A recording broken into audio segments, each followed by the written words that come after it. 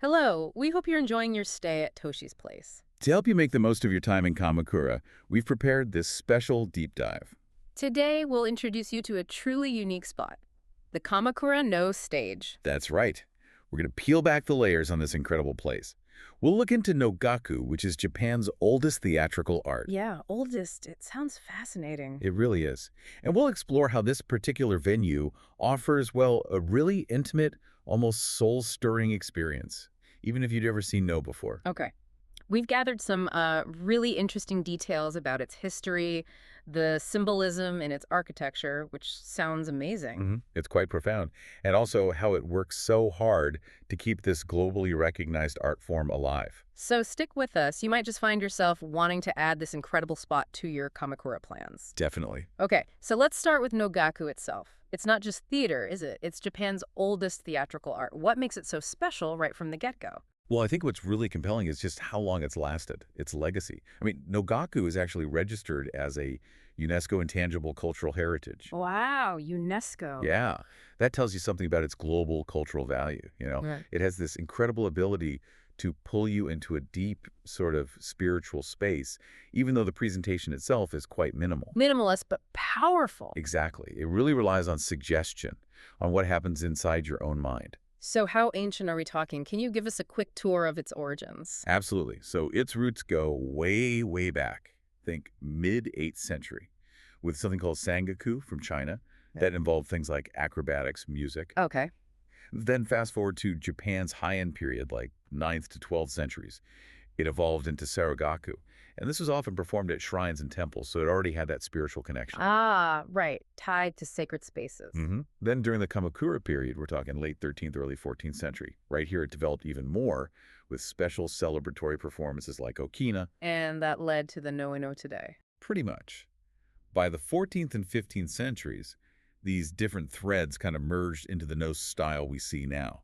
That's where you get the distinct mix of chanting, dance, dialogue, and mimicry. And it got some serious attention too, right? Oh, definitely. It even got backing from powerful figures like Ashikaga Yoshimitsu, the shogun of the Muromachi shogunate.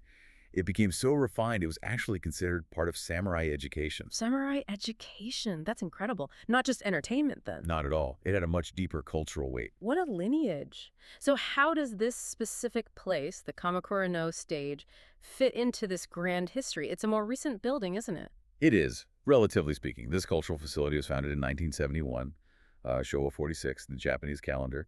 But it's right here in Kamakura, a city with, over 800 years of history stretching back to the shogunate. So it's grounded in that history. Exactly. And its core mission is really important. Passing down No and Kyogen, that's the comedic counterpart to the next generations. They work with schools, offer workshops for kids. So it's a living center, not just a venue. Precisely. It's actively preserving the tradition. Okay, that makes sense. Now let's get into the stage itself. The descriptions mention this really intimate setting, deep symbolism. Tell us about that. What makes this stage unique? Ah, the stage. It really is special. It only seats about 150 people. Oh, that's small. It is. There's a mix of chair seating and cushions on the floor, Japanese style. But the key thing is how close you are to the performers. Like really close. Incredibly close. It's designed so you can catch every breath, the tiniest rustle of the costumes, feel the intensity. It's quite an experience. And the stage material. It's built from plain hinoki, that's Japanese cypress. Very simple, very natural. Gives it this understated, almost sacred feeling. I also read about a mirror panel at the back. That sounds symbolic. What's the story there? Oh, absolutely. The Kagami-ida, the mirror panel, this is really key to understanding No's spiritual side. It's this beautiful bamboo panel at the back, and it always shows an old pine tree. An old... Yeah, painted by a local Kamakura artist, Simpo Takigawa. But the specific pine is modeled after the Yogo no Matsu, a famous pine at the Kasuga Taiji Shrine in Nara. Okay, and why that pine? Because that shrine, that tree, is believed to be a sacred spot where the gods, the kami, descend. Wow. So the panel isn't just decoration. Not at all. The name mirror panel suggests it reflects the divine presence back to the audience. It reinforces the idea that Nara was traditionally performed for the gods. So the whole stage becomes a sacred space. Exactly. It transforms the whole atmosphere. And, practically speaking, it helps with acoustics and looks beautiful, too. It's doing a lot of work, that panel. That's fascinating. And then there's the lack of Well, everything else. No curtains, no big sets. How do you follow the story? Uh-huh. Yeah, that's the beauty and maybe the challenge of... No, it's called a symbolic drama for a reason. The structure is super simplified. So it forces you to engage differently. It really does. You interpret everything through the performer's gestures, their movements, the words they chant or speak. There's nothing else to look at, really. So it's internal. Very much so. It becomes a highly introspective experience. What you bring to it, what you imagine, is a huge part of the performance. Everyone sees something slightly different. And the masks, they look so still. Are they hiding emotion or expressing it somehow? That's a great question. They aren't really for hiding things. They're more like tools, helping the performers embody the character, often a spirit or a deity, on a deeper level. Okay. And what's amazing is how subtle movements change everything. A slight downward tilt of the head, which they call clouding, can show deep sadness. It's just a tilt. It's just a tilt. And an upward tilt, shining, can express joy or brightness. It's incredible. And think about this. The masks have tiny eye holes.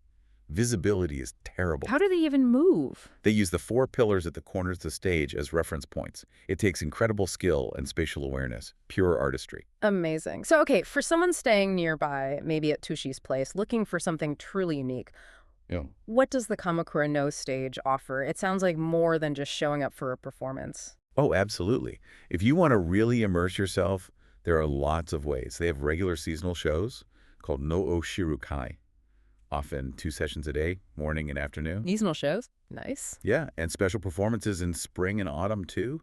So you can experience No alongside the beauty of the changing seasons in Kamakura. It adds another layer, you know. That sounds lovely, but what if you're totally new to No? Is it hard to get into? Seems complex. They've really thought about accessibility for beginners.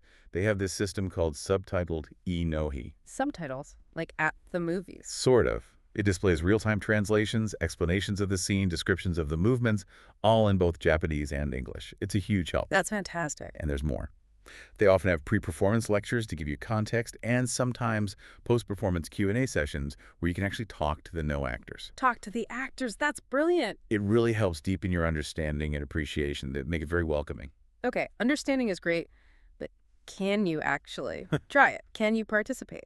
Yes, you absolutely can. How cool is that? Very cool. They offer classes in Yutai, that's the chanting, the poetic dialogue, and shumai, which are like key dance sequences pulled out for practice.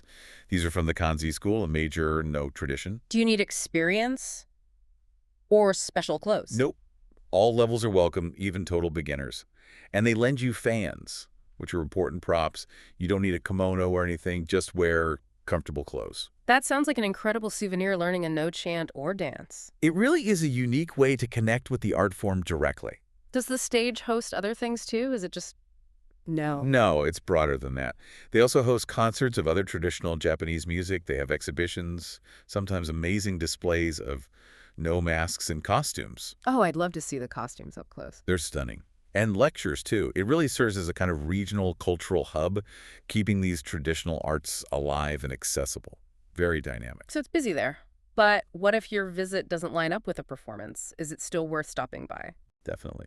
On days when there isn't a performance, the facility actually operates as the Nogaku Museum. A museum, okay. Yeah, it's open to the public. There's a small admission fee, and you should probably check the schedule as holidays can be irregular, but it's great. You can watch videos about No history, the plays, the techniques. So you can still learn a lot. Easily. Yeah. It's perfect for first-timers just wanting to get an introduction. And here's a fun tip. Go on.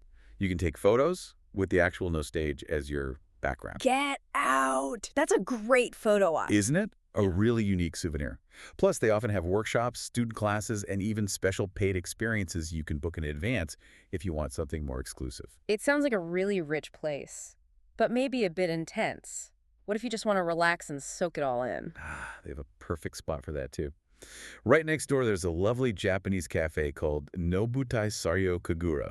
It opened in spring 2022. A cafe. Nice. When's it open? Usually Thursdays, Saturdays, and Sundays from about 11 a.m. to 3 p.m. And the best part, it overlooks the No Stage. A cafe overlooking a No Stage? That sounds incredibly serene. It really is. Just a peaceful spot to sit, have a drink, and contemplate the stage. What kind of things do they serve? Oh, lovely things. Seasonal Japanese sweets. wagashi, matcha sets, of course. And they have these really popular no-mask lattes. No mask lattes, like latte art. Exactly. Sometimes they feature designs of famous masks like the fierce Hanya or the gentle Komote. They're very photogenic. I bet. And here's something really special. Sometimes one of the Nogaku actors, Kanta Nakamori, actually prepares the matcha himself. Wow, served by an actor. Yeah, and served in beautiful pottery from Kita-jugama in Kita Kamakura, which has a connection to the famous artist Rosenjin Kitaoji. It's all very connected. That's like a whole experience in itself. It is. You can browse the exhibitions while you're there and Yeah. enjoy your drink. Oh, and they have terrace seating, too, if you happen to be traveling with a pet. Good to know. So for our listeners, perhaps staying at Toshi's place, how easy is it to get to this hidden gem? It's actually incredibly convenient. The Kamakura Noh Stage is only about a 7-minute walk from Ha Station. Ha Station, on the Inuden line. That's the one. The little green train line, it's tucked away in a quiet little valley, so it feels like a real escape from the busier spots. A serene escape, just a short walk away. Exactly. It's perfect for, a more relaxed stay-style trip. You can avoid the main daytime rush and just immerse yourself in the quiet world of No when it suits you. A truly luxurious little side trip. What did you think?